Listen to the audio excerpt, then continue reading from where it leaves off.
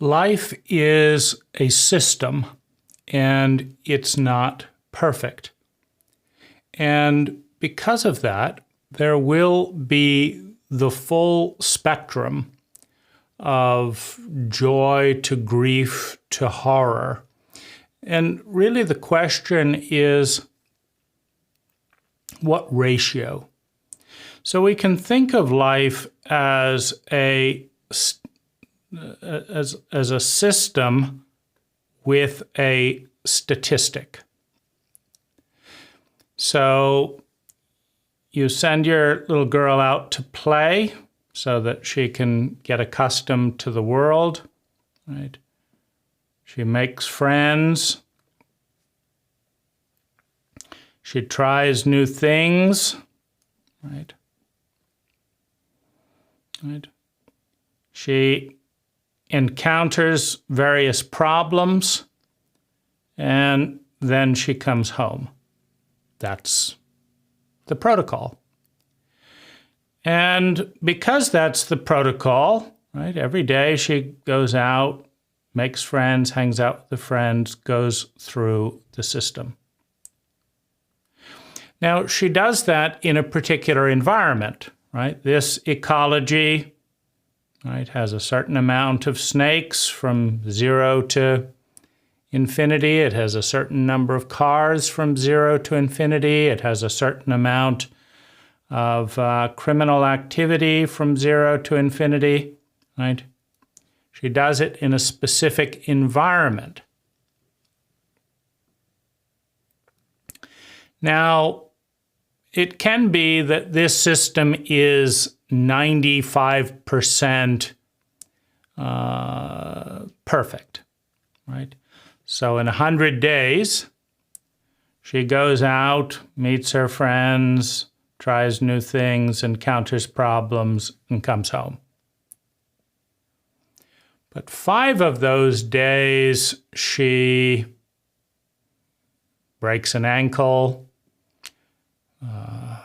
has her blouse ripped off by a teenage boy, gets a bit of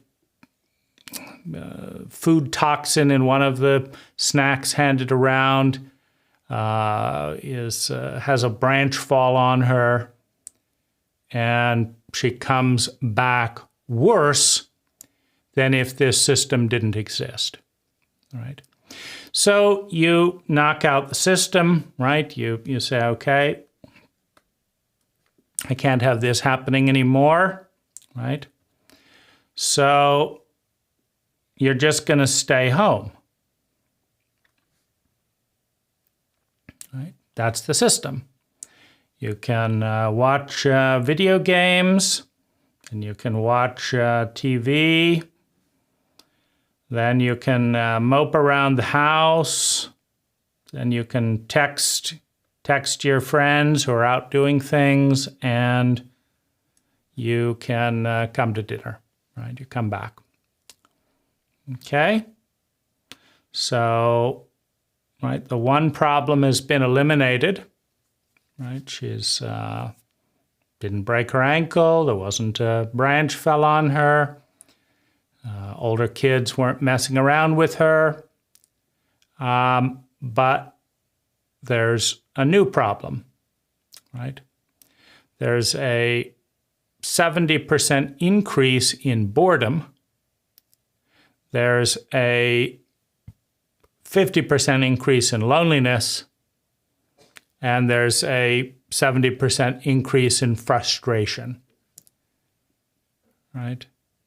She wants to be out with her friends. She wants to be learning things. She wants to be having new activities. She wants to be with people, right? So you go back to the drawing board, right? So you delete this system, right? And then you say, well, your friends can come over here. Your friends can come over here. We'll build a playground in the backyard, in a walled garden, right? And we'll come in for fancy snacks and stuff. So your friends will want to come back. right? Then we'll watch some TV and then they can go home, right? So now the boredom goes down, right? The loneliness goes down. The frustration goes down a bit, right? There's still a lot out there that's of interest.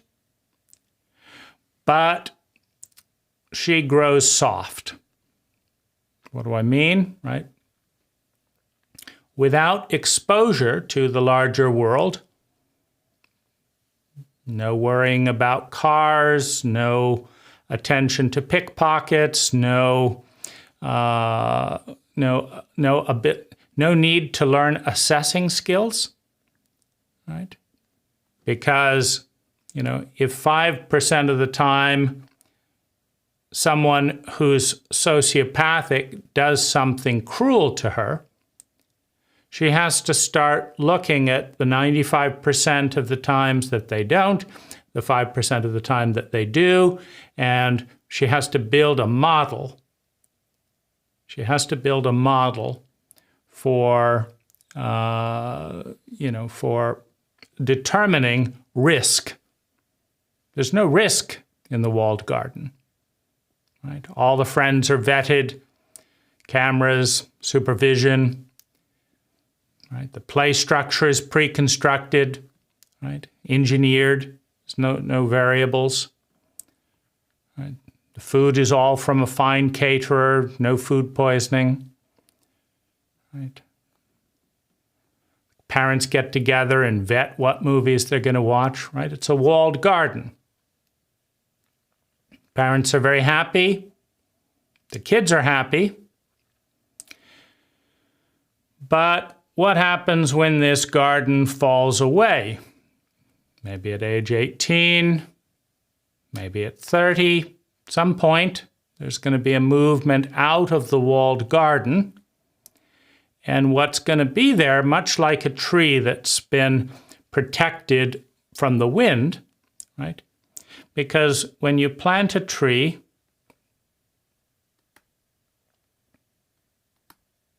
you can put a stake in the ground so it doesn't blow over. And then you can put a little wind tunnel around it so that it doesn't blow over. And it's a very, very happy tree, right? As long as there's regular staking and dependency on the wind tunnel. And as long as you don't mind, periodically building a bigger wind tunnel, right, it may work, right?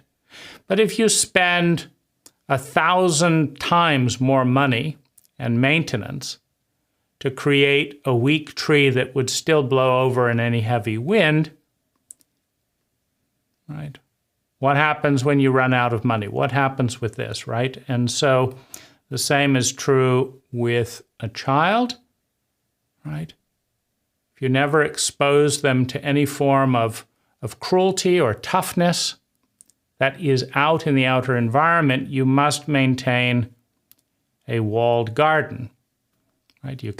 And some wealthy people do this. They understand the cruelties of the world. They don't want their loved one or relative to do this, so you can hire a private detective to monitor them and make sure that they're not exposed to any harm, like give them the illusion of freedom, but really there's always someone reporting, right? This has happened with royals throughout much of history. There's 5 or 6 people making sure that nothing goes wrong. Well, you can do some of that, right? You can make sure that all press inquiries go through certain channels and bribes are paid so that certain stories aren't written, right? But it just perpetuates dependency, and in all likelihood, in the walled garden scenario, right, the kid gets fed up at some point and leaves home and then collapses, right? They're not used to cruelty. They're not used to being unimportant to lots of other people. They're not used to pickpockets, right? It doesn't occur to them to analyze the safety of the cooking going on in that environment. And so they fall hard, right? Maybe they get depressed and feel suicidal, right? Because it's not the way it was. I thought the world was like this, and it's completely wrong.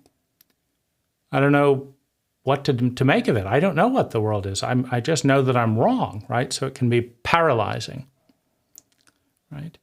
So what do you do? What do you do, right? So if you're paying attention, you'll understand that we are all in a system. Our life consists of a series of protocols. If you are hired by clients, there are good clients, there are medium clients, and there are terrible clients. Now, the only question about how many of them is your system. If you have a good system, right, you will filter out the terrible clients. But you will also fail to develop skills for dealing with terrible clients, right? You just filter them out, right? If you're rich, for example, and don't need to work for a living, you might get inquiries. If you're halfway decent with your job, you might get inquiries, and you can just turn 90% of the work away and say, oh, I like that client. That's an easy, nice client. I'll work with them, right? But then you don't develop any conflict resolution skills, right? Or, right, you're racially inferior in a racist cult. So in a racist cult, the majority of people decide which race is good and which is bad. Cults don't have to make any sense, right? That's why they're cults. So in a racist cult that says your race is bad and our race is good, well, then only the worst clients that all the good professionals don't want to work with may say, okay, fine, nobody will work with me. I will work with this person that I consider inferior in my racist cult. Well, then you have nothing but horrible clients to deal with. But you get expert at dealing with conflict resolution, this, that, and the other. Whatever the system is, whatever its protocol, it will work some of the time, and it will not work some of the time. That is the nature of systems. They all work some of the time. They all fail some of the time. They will also produce a Bell field probability field. And, well, they won't all, but they will produce a probability field, right? And on that probability field, there will be certain things that happen very little and certain things that happen a lot. And if you're a good system designer, the things that you want to happen a lot will happen a lot, and the things you don't want to happen a lot will not happen a lot. But they will happen, right? There will be a client, if you see 100,000 clients, there will be a client that goes bankrupt during the midst of your service and doesn't pay you. You know, you just need to have enough clients for that statistic to show up, right? If you're in a corrupt, poor country, 20% of your clients may go bankrupt, right? But if you're in a great country and you've got good skills and you see 100,000 clients, there's still going to be some of them that don't pay you. There's also going to be some of them that are dissatisfied. Some of them that are satisfied, some of them very satisfied, some of them dissatisfied, some of them very dissatisfied. There's no getting away from the probability field if you see enough clients, right? Right.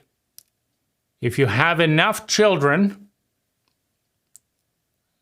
maybe 50, maybe 100, right? Obviously with different people, right? Some of them will hate you. Some of them will love you. Some of them will be ambivalent. Right? If you have enough children, some of them will commit suicide. Right?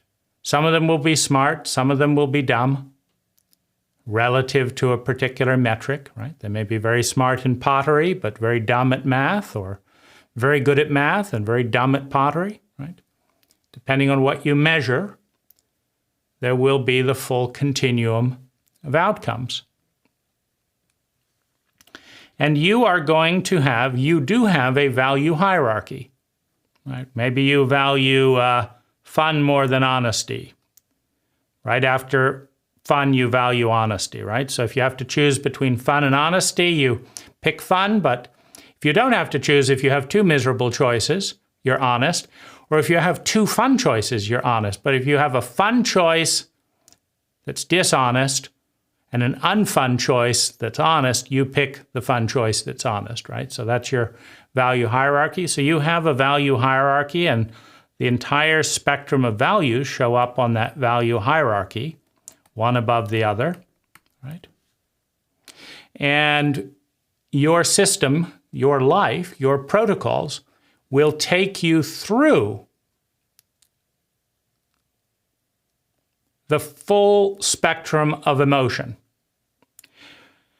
Now, down at the bottom, you have despair, misery, helplessness, pain, bitterness, and loneliness all together, right? Helpless, bitter, traumatic pain, and loneliness, that's way down here, right? Up here, you just have miserable pain that isn't lonely. Other people are miserably painful, having a miserable time as well, right? Or you have pain that that you could do something about, but it's still very, very painful, right? So it climbs up, right? And you will experience the full continuum of all of these states, right? If you have an amazing mother that does all this stuff for you, that will be balanced by tremendous bitterness, grief, despair, loss of identity when she suddenly goes. If you have a miserable, sociopathic mother, you'll barely feel a thing when she dies, right? So, good riddance. Nothing there. Yeah. So this continuum, right, in our system will take us through the full continuum of our emotions, but at different times, right? So the walled garden little girl has a wonderful time and then a terrible time. The person without the walled garden, right? They just have an okay time throughout, right? They know there's lots of horrible things in life. They've been going on since the last thing they remember. They know they'll still go on, and they also know that they are mostly going to be able to deal with them, right? So it's a little bit more even, right? So what changes is the statistics, right? If you have good relationships and are good at selecting people, the amount of betrayal in your relationship will be low, right? Now, the growth may be lower or higher than if there's lots of betrayal, right? Pain often forces people to grow, right? So sometimes the growth will be higher if you have a series of painful relationships than if you have a series of easy, comfortable relationships. In fact, that's quite likely. But sometimes you can have ecstatic, joy-filled, conscious, stretching relationships, right? So that's the continuum, right? Now, we all are given a system at birth, and we are given an environment at birth. We're given a context, an ecology, a system. And that system has a probability field, right? Every 321 days, on average, we feel deeply humiliated and shamed and have no idea what to do with it, right? Every 10th day, we feel enraged by this bully, and we first try this, then try this, then try this, and then, outgrow the bully, right? Every Thursday, Uncle Phil comes by and drinks too much and makes stupid jokes. And Mom says, we owe Uncle Phil some money, and so don't be rude when he makes those dumb jokes, because we need the money, right? And so, you politely acknowledge Uncle Phil's drunken jokes, right? And this and this and this, right? So you have your statistic, right? Every 10th year, the garden floods, right? Every 7 years, the frost kills the roses. Every 50 years, there's a big drought, right? Every 100 years, there's a big war. That's the cycle, right?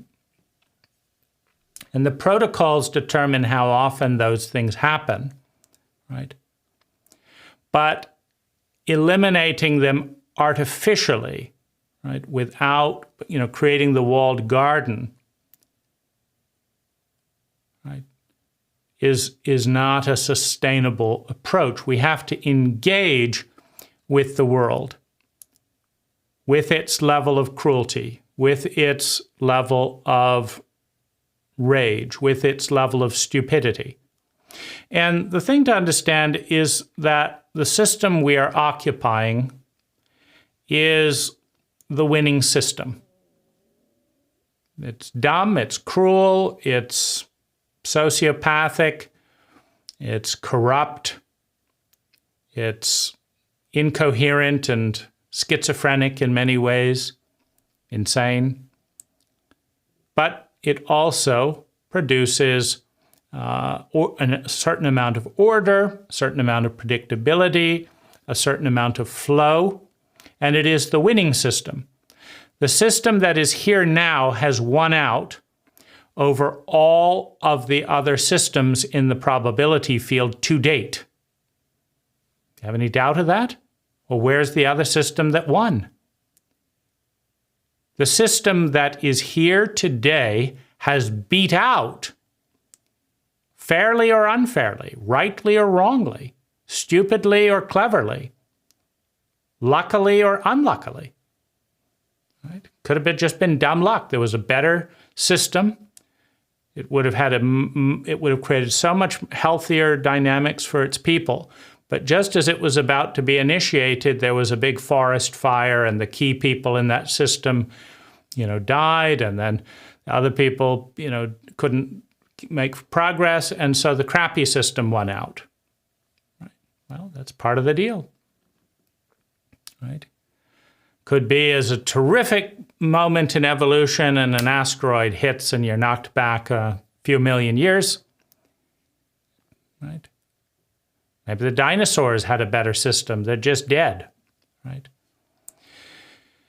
So the system that we are in, with all of its innate flaws, is the winning system, right? And that's important to show some respect for. Respect is to look and look again. Doesn't mean you have to think it's a great system, but it's important to understand why it won out.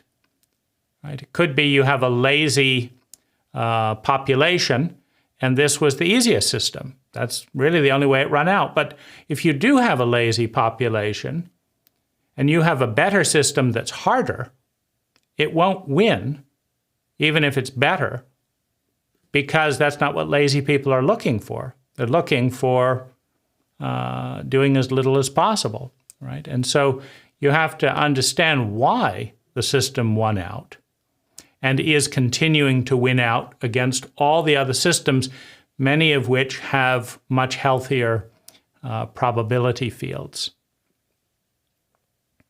So that's the thought for today, is just to understand that it's not wrong for you to be enraged at various points in your life. It's not wrong for you to be incredibly jealous at different points in your life. It's not wrong to feel helpless and numb at different points, right? Your system and your ecology will dictate how often you feel each different feeling. and how often the different probabilities occur, right? Every 100 years, the whole neighborhood burns down. Okay, right? And where are you in that system, in that cycle, right? Every 100 years, a new empire is born and another empire declines on the planet.